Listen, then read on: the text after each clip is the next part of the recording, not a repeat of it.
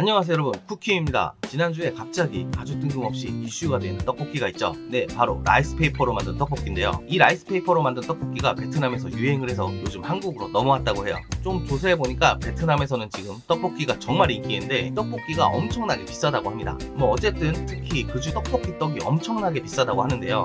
어마어마하게 비싼 떡볶이를 사먹기 어려워지자 대안으로 라이스페이퍼를 말아서 떡처럼 만들어 먹었다 라는 썰이 있어요. 사실인지 모르겠지만 이게 베트남에서 시작됐다는 건 여러 사람들의 증언으로 거의 확실시되는 분위기죠. 근데 저는 이 라이스페이퍼 떡볶이를 보면서 의심이 들었어요. 제가 아는 라이스페이퍼는 물에 닿으면 흐물흐물해지면서 굉장히 미끌거리는데 과연 이게 떡으로서의 역할을 할 수 있을까 하는 의문이었죠.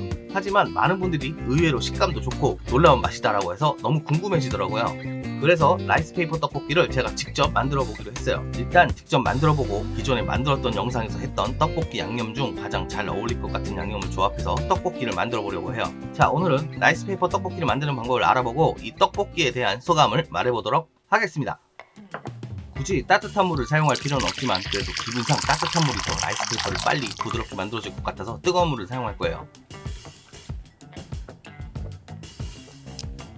물에 담근 라이스페이퍼를 바닥에 깔아줍니다. 근데 한 장으로는 떡처럼 두께감을 줄 수 없겠죠? 3장 정도는 해야 어느 정도 두꺼워질 것 같아요. 물에 담근 라이스페이퍼를 잠시 놔두면 아주 부드러워지는데요. 부드러워진 라이스페이퍼의 하단과 좌우를 직각으로 접어줍니다. 이게 귀찮은 분들은 사각형으로 된 라이스페이퍼를 구입하시면 될 것 같아요.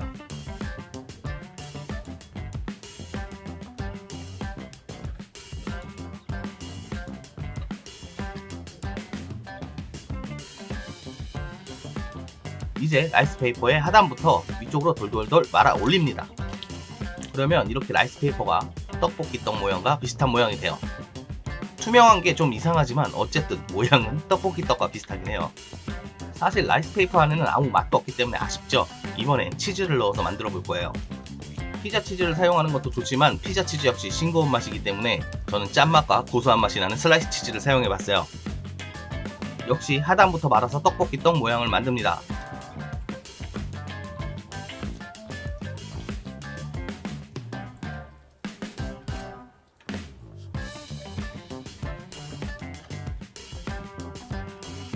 아무것도 넣지 않은 것보다 확실히 두껍네요. 이번엔 내용물이 조금 두꺼우니 라이스페이퍼 2장만 사용할 거예요.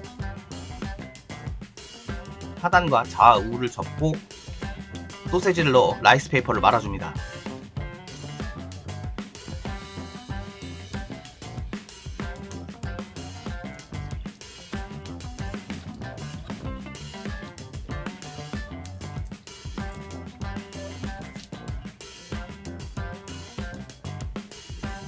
이렇게 세 종류의 라이스페이퍼 떡이 만들어졌으니 이걸로 이제 떡볶이를 만들어 봐야 되겠죠.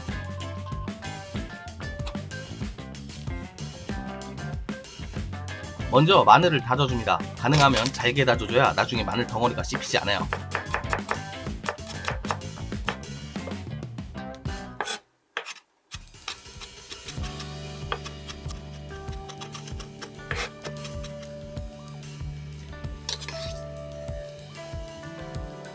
대파도 큼직하게 썰어주고요.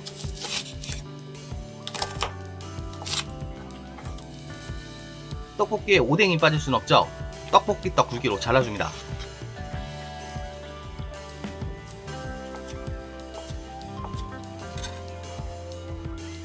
오늘은 고추장을 사용하는 떡볶이 소스를 만들 거예요. 고추장 1테이블스푼, 설탕 1테이블스푼, 고춧가루 1테이블스푼, 다진 마늘, 소금 1티스푼, 후추, 카레가루 1티스푼, 간장 1테이블스푼 넣고 잘 섞어줍니다.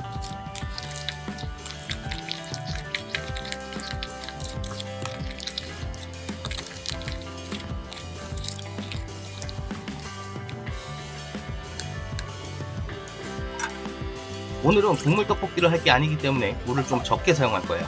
물 50ml 정도 넣고 잘라둔 대파와 양념을 넣어줍니다.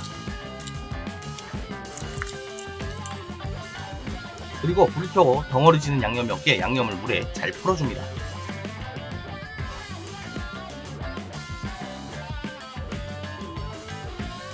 양념을 풀고 물이 끓기 전에 오뎅을 넣어 오뎅의 맛도 양념에 스며들게 할 거예요.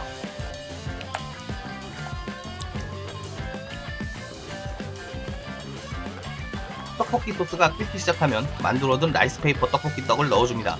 떡만으로는 조금 아쉬워서 메추리알도 넣어줬어요. 이제 떡볶이 소스가 떡볶이 떡에 흡수되도록 잠시 끓여줄 거예요.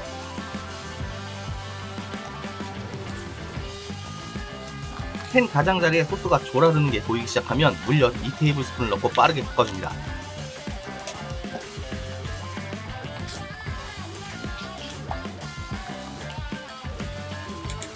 소스가 끈적해지면 완성이에요.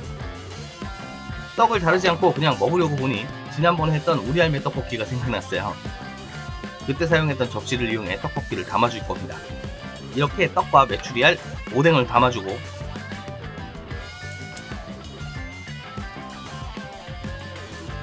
떡볶이 소스를 부어 마무리합니다.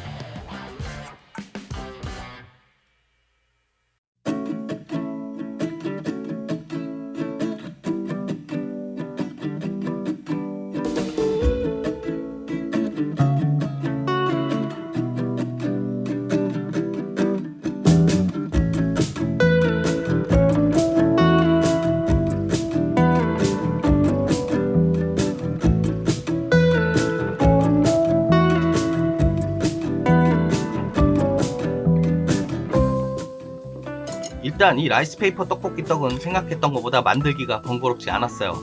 게다가 안쪽에 여러가지 내용물을 넣어서 다양한 맛으로 먹을 수 있다는 것도 장점이죠.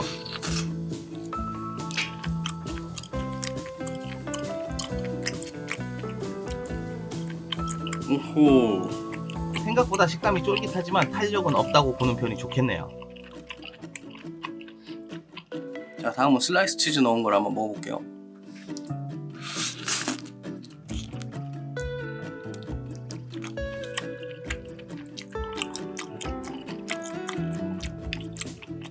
이게 더 맛있는데.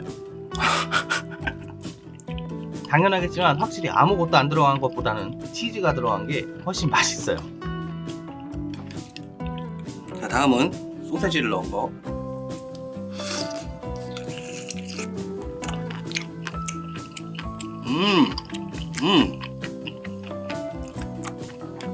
당연히 더 맛있네요.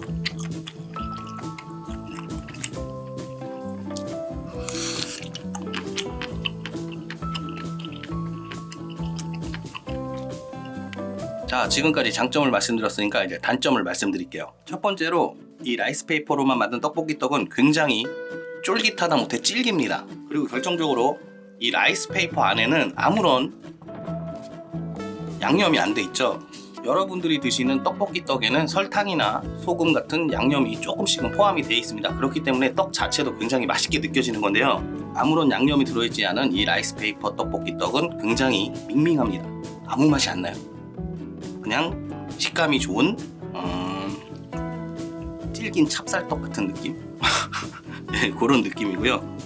굳이 이거를 만들어서 드실 필요는 없을 것 같아요. 떡으로 만들어 드시는 게 몇 배는 훨씬 더 맛있고 식감도 좋습니다.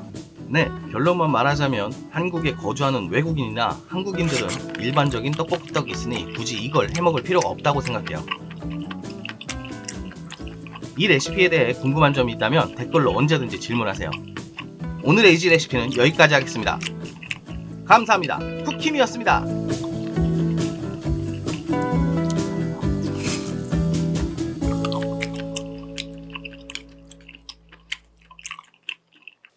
근데 소스를 막 만들었는데 소스가 맛있네.